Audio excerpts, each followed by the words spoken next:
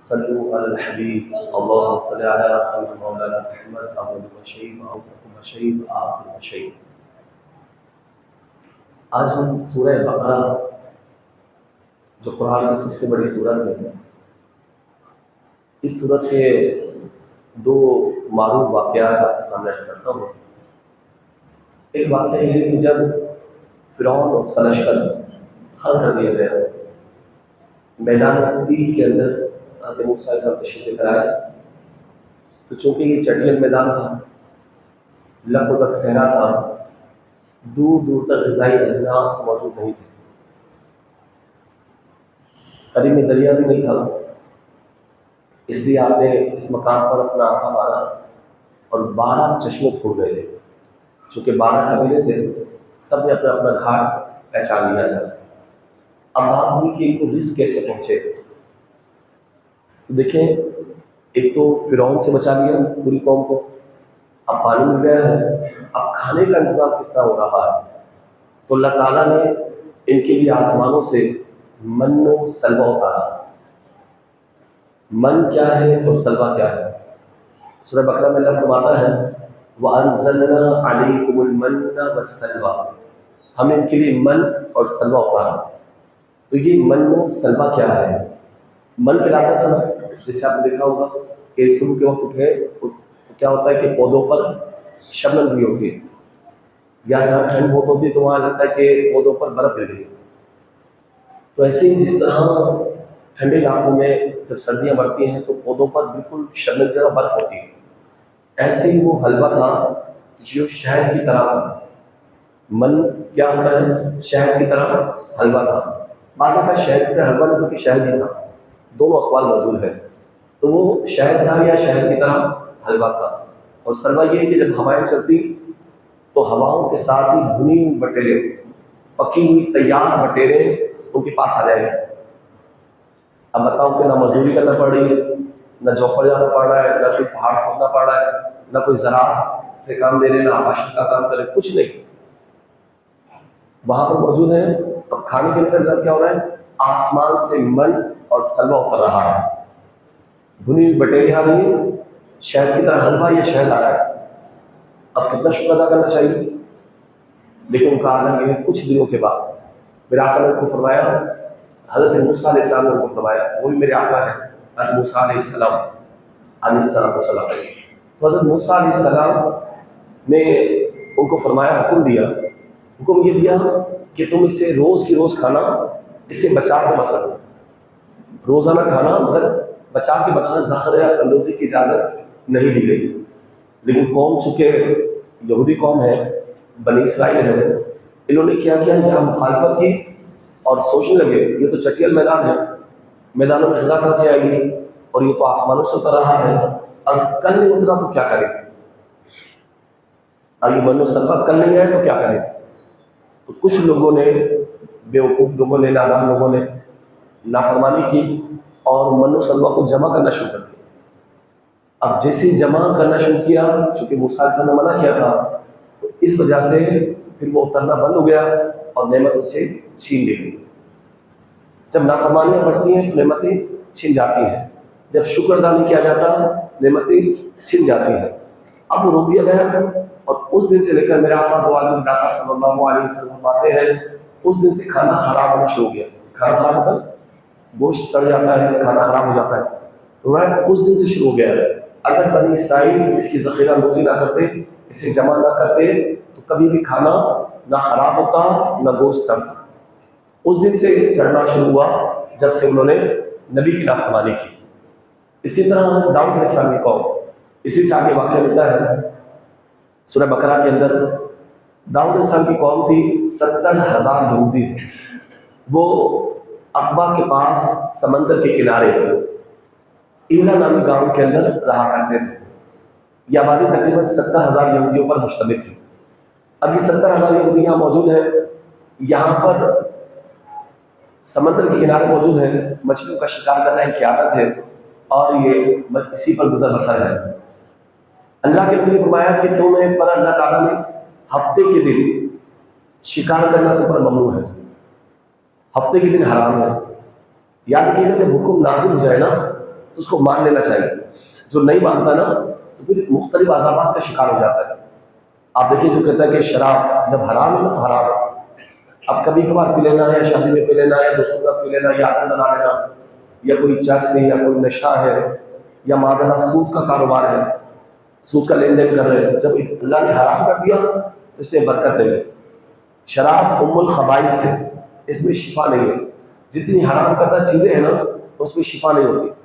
बाद लोग कहते हैं वो सांस का मरीज है ना तो उसको ऊँट का वो जो है खून पिला दो, तो खून जो होता है बहता हुआ ये नपाक है, गंदा है, कछुआ, ये हराम है। इस तरह की चीज़ें ना मशवरा देना चाहिए, ना किसी को इसको खाने देना चाहिए, इसको रोकना चाहिए। तो बहरहाल अब 70,000 यहूदी हैं ये अकबा के पास समंदर के किनारे ईला नामी गाँव के अंदर। अल्लाह के नबी ने फरमा दिया, हज़रत दाऊद अलैहिस्सलाम ने फरमाया कि यहाँ पर तो हफ्ते के दिन शिकार करना मना है।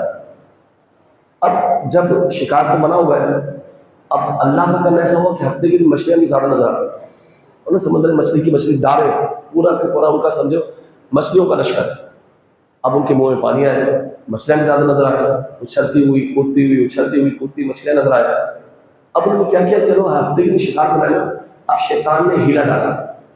देखिए, जो इंसान की ग्रीड है ना, ये लालच, ये इंसान को रास्ते दिखाती है।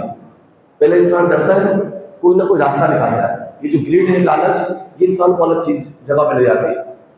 तो अब क्या किया शैतान ने, लालच के भी हफ्ते को मना है ना तो तुम हफ्ते को शिकार मत करो, ऐसा करो समंदर के जरिए कुछ नालियां बना लो, नालियों से पानी आएगा तो मछलियां भी आएंगी, और बड़े बड़े तालाब बना लो, हौज बना लो, तो हफ्ते के लिए शिकार तो करेंगे नहीं, जमा होगी, बस इतवार को शिकार हो जाएगा। अगर मछलियों को इस पानी के जरिए ले भी आए, वो मुक़य्यद हो गई, वो तो शिकार हो गया, चाहे उसको आज निकालो या कल निकालो। तो उन्होंने क्या किया, ऐसे मछलियां बना ली, वो नालियां बना ली, बड़े बड़े हौज बना लिए। अब हफ्ते के दिन जब मछलियां ज्यादा होती तो नालियों के जरिए तालाबों में जमा हो जाती। इस तरह अल्लाह के हुक्म नाफरमानी करने लगे। अब इनमें 3 तरह के गिरोह बन गए। एक तो वो जो नाफरमान सरकश खुलेआम के काम करने लगा, एक वो लोग जो दिल में बुरा जानते हैं, कहते हैं यार इनका अमल इनके साथ, ये हलाकत को दावत दे रहे हैं, इनको देने दो, दिल में बुरा जाना। तीसरा वो गिरोह था, वो कहता नहीं इनको मना करो, अजाब ऐसा ना हो कि इन पे नाजिल हो, हम पे भी उतर जाए। इनका तो सोशल बाइकाट होना चाहिए या इनको रोकना चाहिए। वो जबान से भी कहते हैं, बल्कि जब वो नहीं माने तो क्या किया, जो वो खौफ खुदा रखने वाले थे, अल्लाह के नबी की इताअत करने वाले थे, उन्होंने क्या किया, उन लोगों के दरमियान अपने दरमियान बीच में एक दीवार को कायम कर दिया।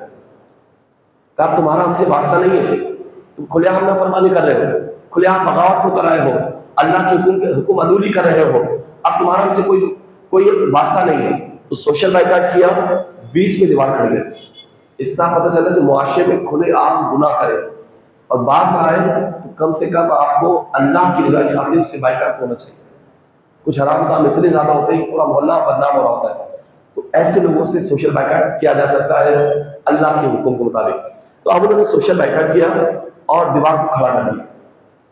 कुछ दिनों के बाद क्या देखा, वो एक दिन बाहर ही नहीं आया। वो कह रहे कि आज कोई भी शख्स बाहर नहीं आया, दरवाजे भी बंद है, ना कोई दरवाजा खोलने वाला है, ना बाहर आया है, हुआ क्या है। यानी देखे तो सही, पूरा दिन गुजर गया, बाहर इतने हजार यहूदी हैं, बाहर क्यों नहीं आए। तो कहा जब हमने दीवारों पर चढ़कर देखा तो देखा कि सारे के सारे जो अंदर थे वो 12,000 की तादाद में थे।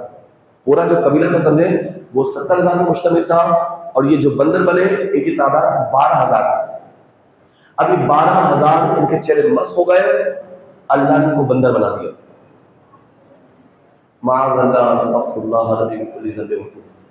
नाफरमानी की, चेहरे मस्त हो गए, 12,000 यहूदियों को बंदर बना दिया गया।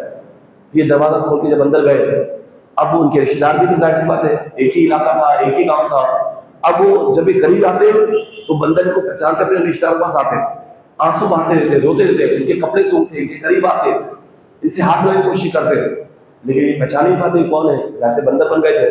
तो इस तरह इस नाफरमान कौम को अल्लाह के हुक्म की नाफरमानी करने की बिना पर, अल्लाह के नबी की इताअत न करने की बिना पर, दाऊद साहब ने जब इनके लिए दुआएं ज़रर फरमा दी, आपने इनकी लानत फरमा दी, तो अल्लाह ने इनको बंदर बना दिया। 12,000 की तादाद में बंदर हो गए, और 3 दिन तक ये रोते रहे, न इन्होंने कुछ खाया न कुछ पिया। और ये सारे के सारे बंदर 3 दिन के बाद हलाक कर दिए गए। ऐसा नहीं कि उनकी नस्लें चली और बंदर पैदा हुआ, ऐसा नहीं। 3 दिन उन बंदरों को रखा गया, ना उन्हें खाया ना पिया, वो सारे के सारे हलाक कर दिए गए। बंदरों की आगे उनमें से नस्ल नहीं चल सकी। तो ये देखें, ये नाफरमानी की सज़ा। तो हम रमज़ान के दरमियान हैं, अल्हम्दुलिल्लाह रमज़ान का हमें एहतराम करना चाहिए। जितने अहकामात हैं दिल से पाबंदी करनी चाहिए। नमाज है, तरावियाँ हैं, रोज़े हैं, ज़कात है, जितनी चीज़ें हैं हमें दिल के साथ इताअत करनी चाहिए। और अल्लाह ना करे बातकाज़े बशे गुनाह हो जाए तो उसको छुपाने की आदत डालें। दोस्तों में ऐलान ना करें, यार सुबह मैंने ये किया था, रात को मैंने ये कर दिया, हाँ दिन मैंने ये किया था। बल्कि गुनाह को आप छुपाने की कोशिश करें, अल्लाह से डरें, क्योंकि गुनाह एक चिंगारी की मानंद है। जब गोदाम को जलाने के लिए बड़ी आग की जरूरत नहीं होती, बस औकात एक चिंगारी काफी हुआ करती। तो गुनाह भी भड़कते हुए शरारे हैं। ये छोटा गुनाह हो या बड़ा गुनाह, जिस गुनाह को इंसान छोटा तस्वुर करता है वो उसके लिए बड़ा गुनाह हो जाता है, बड़ा गुनाह हो जाता है। तो इसलिए जो नाफरमानियां हैं, हंस हंस कर दोस्तों में बैठकर मौसीक़ा खास बातें करने में बड़ा मजा आता है, गुनाहों का ऐलान करने में बड़ा मजा आता है। खासकर कोई ताकतवर हो ना, वो बताकर मैंने उसके साथ ये कर दिया, मैंने उसके साथ ये कर दिया, अपनी ऐसी बदमाशियां बयान करते हैं जैसे सबसे बड़ा बदमाशी। ये भी फैशन बन गए। तो इससे भी परहेज करना चाहिए। ये तमाम चीज़ें जहन्नम में ले जाने वाले हैं। अल्लाह ताला में ऐसे अमाल से बचाए जो जहन्नम में ले जाए, और ऐसे अमाल में तौफीक अता फरमाए जो हमें जन्नत में ले जाए। ऐसे अमाल में तौफीक अता फरमाए जो हमें जन्नत में ले जाए, और ऐसे अमाल से बचाए जो हमें जहन्नम में ले जाने वाले हों। वमा अलैना इल्लल बलाग।